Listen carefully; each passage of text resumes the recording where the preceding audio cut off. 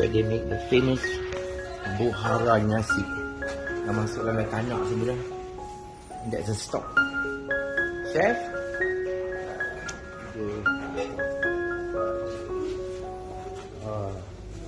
Just a stop for the rice. Biar kawah dia. Carrots and onion. So this kitchen room. Sorry. All the carrots and onions.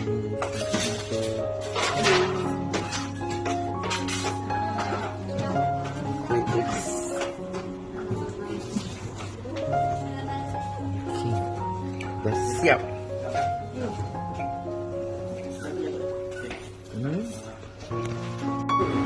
Okey.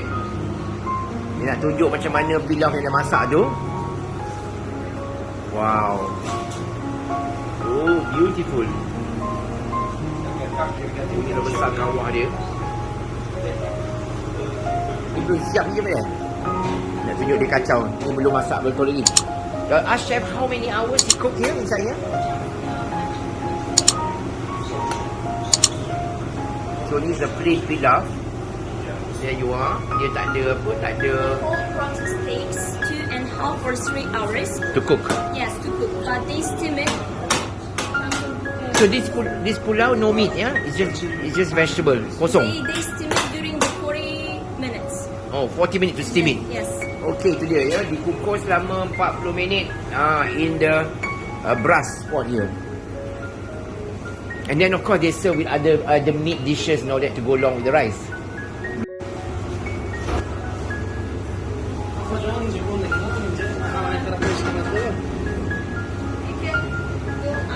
It's okay, it's okay, it's okay.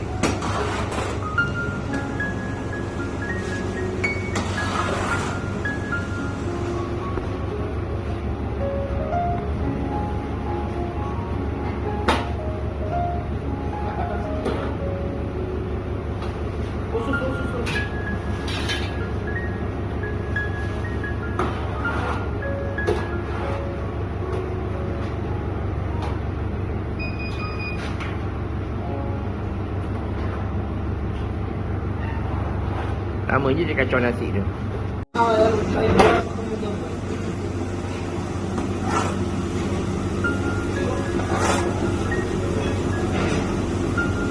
Ada sayur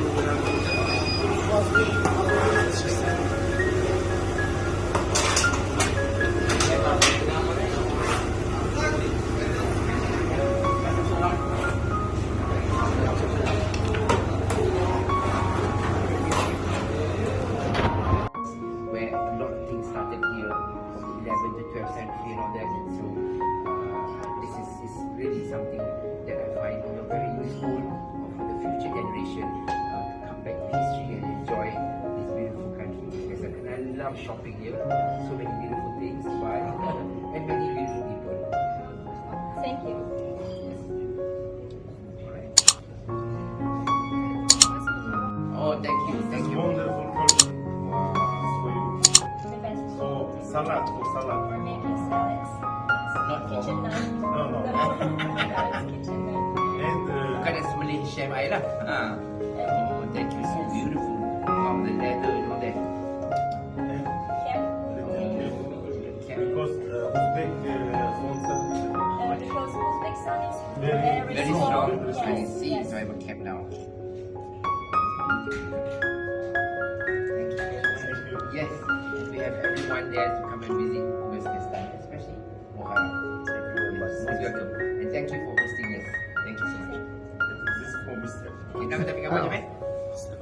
Thank you, thank you. It's not appropriate to give a knife as a